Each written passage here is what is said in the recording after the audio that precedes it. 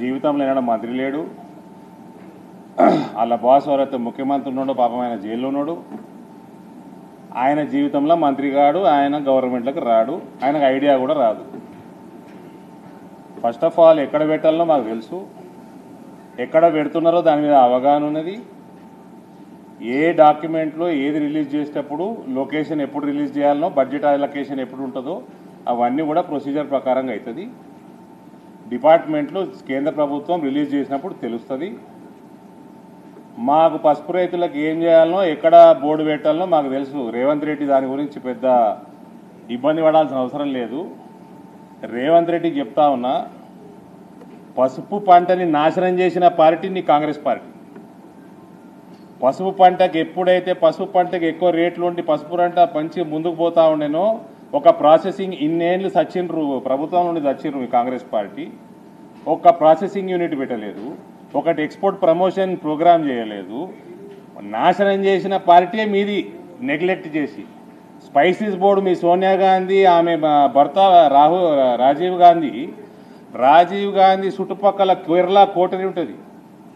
ఒకడు మాధవన్ అని, ఒకడు ఇంకోడు పిల్లే అని, ఇంకొకడు మొత్తం కేరళ కోటరీ ఉంటుంది. అసలు పసుపు మిర్చి తెలుగు రాష్ట్రాలలో టాప్ 4 పంటలలో స్పైస్ బోర్డులా టాప్ 4 పంటలు ఎక్స్పోర్ట్ చేసేది, పైసలు సంపాదించేది స్పైస్ బోర్డుకి. ఈ రెండు తీసుకుపోయి ఒక్క 1% కేరళ నుంచి 1% పైసలు రావు స్పైస్ బోర్డుకి, దేశానికి. స్పైస్ బోర్డులో వచ్చిన పైసల్లో 1% రాదు. ఈ కేరళ కోటరీ చేయబట్టి పోసుకపోయి ఆడబెట్టి జార్జ్ అని ఒకడు, పిలే అని ఒకడు, మాధవన్ అని ఒకడు, వీళ్ళందరినీ పట్టుకొని నువ్వు నీ చరిత్ర, నీ కాంగ్రెస్ పార్టీ దిక్కుమాల చరిత్ర, ఇటువంటి పనులన్నీ చేసి ఇవాళ మురిగిపోయినరు. నీ చిన్న బాస్ జోకర్ అయితే ఉన్నారు రాహుల్ గాంధీకి, గదే కేరళ గతి పట్టింది. నెక్స్ట్ టైం ఆ కేరళలో కూడా అంటారు, పోయి లక్షద్వీప్లో పడతాడు. పసుపు పంట నాశనం చేసింది మీ పార్టీ, చెరుకు ఫ్యాక్టరీలని మూసింది మీ పార్టీ. మీ పార్టీ అంటే నాకు 2 పార్టీలు ఉన్నాయి. ఇప్పుడు కాంగ్రెస్, ఇంతకుముందు తెలుగుదేశం. చెరుకు ఫ్యాక్టరీలని అమ్మిన పార్టీ తెలుగుదేశం పార్టీ, ప్రైవేటైజ్ చేసింది. దాని తర్వాత కాంగ్రెస్ పార్టీ 10 ఏళ్ళు ప్రభుత్వంలో ఉంటే ఏం బిక్కిర్రు కాంగ్రెస్ పార్టీ? ఎందుకు చెరుకు ఫ్యాక్టరీలు తెరవలేదు? చెరుకు పంట మటుమాయమైపోయింది, కనుమరుగు లేదాడా ఆ ప్రాంతంలో. ఈ మొనగాడు మాట్లాడుతున్నాడు. ఈయనకి చరిత్ర తెలియదు, పంట తెలియదు, నిజామాబాద్ తెలియదు, ఉత్తర తెలంగాణ తెలియదు. ఈ మొనగాడు వచ్చి మాట్లాడుతున్నాడా? బోర్డు ఎక్కడ పెట్టాలో మాకు తెలుసు, ఎక్కడ పెడుతున్నా కూడా తెలుసు మాకు. సమయం సందర్భం వచ్చినప్పుడు మా రైతులకు మేము చెప్పుకుంటాము. తమరు పని చూసుకోండి. కాంగ్రెస్ పార్టీ విచ్ఛిన్నం కాకుండా పొద్దున్న లేస్తే ఉత్తమ్ కుమార్ రెడ్డి తిడతాడు, నిన్ను వెంకటరెడ్డి తిడతాడు. ఎన్నడూ కాంగ్రెస్ ఇచ్చిపెట్టి పీక్తారో తెలియదు, నువ్వెన్నడూ ఇచ్చిపెట్టి పీక్తావో కాంగ్రెస్ పార్టీ తెలియదు.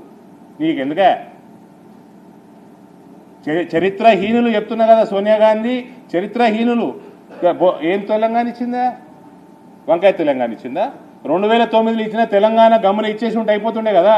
ఎందరు పిల్లగాళ్ళు చచ్చిపోయినారు దాని తర్వాత రాజకీయాల కోసం. 2014 వరకు దాన్ని లాగి పెప్పర్ స్ప్రేలు కొట్టిందోరు, తెలంగాణ నాశనం చేసిందోరు. 2004లో మీ మేనిఫెస్టోలో ఉన్నది. దేనికోసం డిలే చేసిండ్రు? బగ్గుమన్నది తెలంగాణ.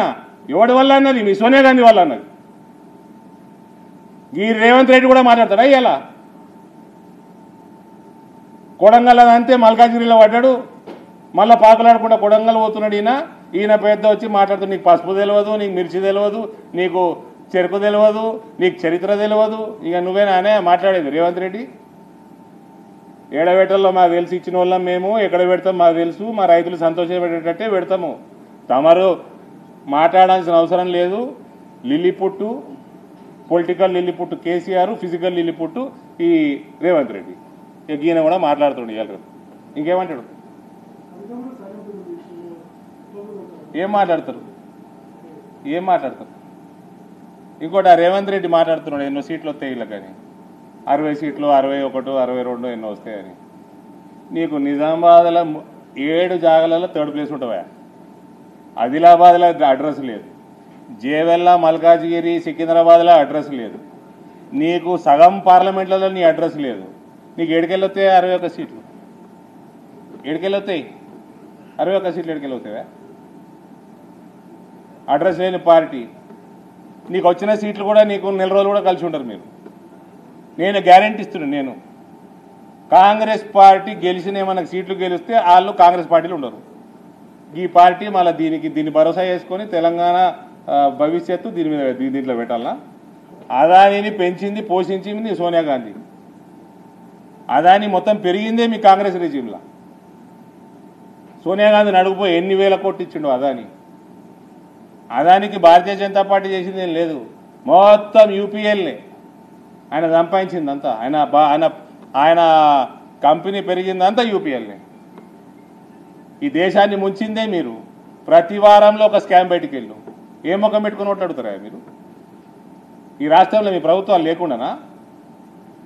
ఏం బీకిండ్రు మరి? ఇక్కడ రాష్ట్రంలో ఉండే దేశంలో ఉండే ఏంటికి తెలియదా? పసుపు పోడు చెరుకు ఫ్యాక్టరీలు ఎందుకు తెలియట్లేదా? చెరుకు పంట ఎందుకు రివైవ్ కాలేదా? మిర్చికి ఏం చేసిర్రా మీరు? స్కామ్ల గాంధీలు మీ వాళ్ళు. సోనియా గాంధీ కాదు, స్కామ్ల గాంధీ ఆమె. మీకు కూడా తెలంగాణ భవిష్యత్తు మీ చేతిలో పెడితే నిండా నట్టేట ముంచుతారు. మళ్ళా ఏదైనా పొరపాటు చేసాడని ఎమ్మెల్యేలు గెలిచినా ఆడు బీఆర్ఎస్లకు విక్తాడు, లేకపోతే మమ్మల్ని బీజేపీలో జాయిన్ చేసుకోరని ధర్నాలు చేస్తారు బయట, మా ఆఫీస్ బయట. మీద పార్టీ, మళ్ళీ దానికి ఒక చరిత్ర. నువ్వు ప్రెసిడెంట్వి, నువ్వు ఏ పార్టీ తెలియదు, నువ్వు ఎన్నడూ ఏ పార్టీలోకి పోతావో తెలియదు. నీ పార్టీలో నిన్నే ఎప్పుడు ఈయన బయటకు దారిమేంటి అంటున్నారు. అసలు ఈయన ఎందుకు టాలరేట్ చేస్తున్నారు సీనియర్లు కాంగ్రెస్లో? నాకు అర్థమే కాదు.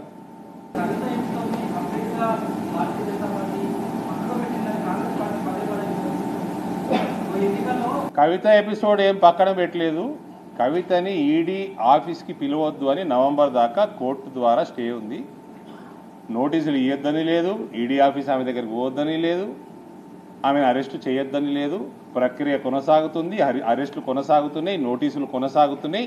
ఆవిడకు కూడా ఎప్పుడైనా పేరంటం పిలుపు రావచ్చు. అసలు రేవంత్ రెడ్డిని సంచులు తీసుకుపోయి కుళ్ళ పెట్టి కట్టలు తీసుకొచ్చి పెట్టిండు ముందర. ఆ కేసు ఎందుకు ఆగిపోయింది? పక్క రాష్ట్రంలో పేరున్న నాయకుడు 3 సార్లు ముఖ్యమంత్రి, 3 టర్ములు ముఖ్యమంత్రి చేసిన ఆయనని అమాంతం తీసుకుపోయి 30 రోజులైంది జైలు పడేసిండ్రు.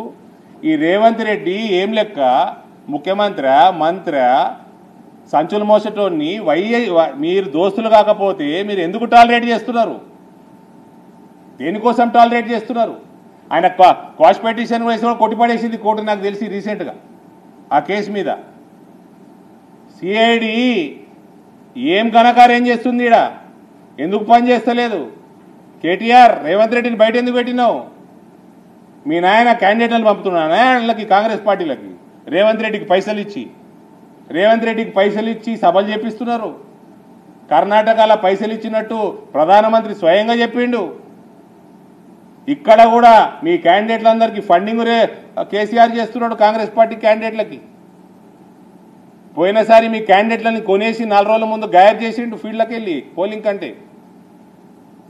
మీ చరిత్ర, మీ కాంగ్రెస్ పార్టీ చరిత్ర అమ్ముడుపోయిన చరిత్ర. ఒకసారి కాదు, 2 సార్లు కాదు, అనేక మార్లు అమ్ముడుపోయిన చరిత్ర. నీ పీసీసీ ప్రెసిడెంటే పైసలు ఇచ్చి కొనుక్కున్నావు అని మీ వెంకటరెడ్డి చెప్పే, మీ ఉత్తమ్ కుమార్ రెడ్డి కొనుక్కుతా ఉంటాడు. నీ పార్టీలనే నీకు యాక్సెప్టెన్స్ లేదు. అసలు నువ్వు ఎందుకు చేయలేవు? నువ్వు కేటీఆర్ ఇద్దరు జవాబు చెప్పాలి దీనికి. ఎందుకు కోర్టుల ఫాస్ట్గా మూవ్ అయితే లేదు? సిఐడి ఏం చేస్తున్నది? గవర్నమెంట్ ఏం చేస్తున్నది? ఎందుకు ప్రెషర్ బిల్డప్ చేస్తలేరు? ఏమున్నది మీ ఇద్దరి మధ్యలో?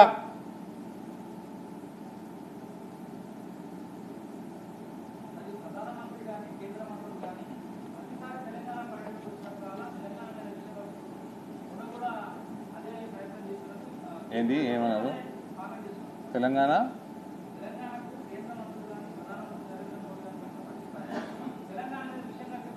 ఏం విషయం కాకిరా? కోచ్ ఫ్యాక్టరీ విషయమా? రామగుండం ఫర్టిలైజర్ ఫ్యాక్టరీ విషయమా? కొత్త రైల్వే లైన్లు 1000 కోట్ల విషయమా? హైవే నెట్వర్క్లు డబుల్ చేసింది విషయమా? పసుపు బోర్డు విషయమా? కొత్త ట్రైబల్ యూనివర్సిటీ విషయమా? ఈ కేటీఆర్ అనేటోడు మత్తు పదార్థాలు బంద్ చేయాలా? తెలంగాణ సమాజం డిమాండ్ చేస్తున్నది. ఒక డిఫాక్టో సీఎంగా వ్యవహారం చేస్తున్నావు. ప్రతి మినిస్ట్రీకి నువ్వే రిప్రజెంటేటివ్ లెక్క ఉంటావు. నువ్వు మత్తు పదార్థాలు తీసుకొని నువ్వు పనిచేస్తుంటే తెలంగాణ మునగకుంటే ఏమవుతుంది? మీ నాయన మందావుతాడు, నువ్వు మత్తు పదార్థాలు తీసుకుంటావు, మీ చెల్లెనేమో ఏదో ఆకాశంలో ఉంటుంది, ఆమె ఏదో ఇంటర్నేషనల్ లీడర్ లెక్క, ఆమె చేయబట్టి మన మహిళా బిల్లు వచ్చినట్టు. మీ దిక్కుమాల పార్టీల మీ పార్టీల టికెట్ సరిగ్గా లేవు, మహిళలకి మినిస్ట్రీ భర్తలు సరిగ్గా లేవు, ఎమ్మెల్సీలు సరిగ్గా లేరు, జిల్లా ప్రెసిడెంట్లు సరిగ్గా లేరు. ఆమెను ఓడడిగిండు, రిజెక్టెడ్ అవుట్డేటెడ్ లీడర్. ఆమె పైసలు ఇచ్చుకుంటా ఉంటుంది, ఎడికెళ్ళు ఆ సెమినార్లకు పిలిపించుకుంటా ఉంటుంది. అసలు మీరు మీ కుటుంబంతో తెలంగాణకి ఒక రయా పైసా మేలు జరిగిందా? తెలంగాణ ఉద్యమం చేసి పిల్లగాళ్ళు అనేక మంది ప్రాణత్యాగాలు చేసి తెలంగాణ తెచ్చుకుంటే అన్నిటికంటే ఆ తెలంగాణలో మోస్ట్ విషపూరితమైన కుటుంబం కల్వకుంట్ల కుటుంబం. తెలంగాణలో ఏమైనా డెవలప్మెంట్ అయిందంటే కేవలం కేంద్ర ప్రభుత్వ నిధుల ద్వారా అయింది. ఇలా సర్పంచుల పరిస్థితి కూడా ఘోరంగా ఉన్నదంటే వీళ్ళు చేయబట్టే ఉన్నది. వాళ్ళు బతుకుతున్నారు, ఎంతో అంత నడుస్తున్నది గ్రామ పంచాయతీ అంటే కేంద్ర ప్రభుత్వ నిధుల నుంచి. ఈడికెళ్ళి రూపాయి పోతలేదు.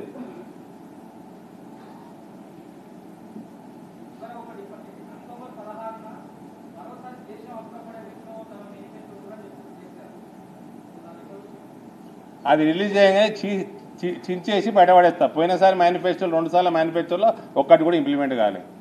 చించేసి మురికి కాలువలో పడేయండి. ప్రజలకు చెప్తా ఉన్నా.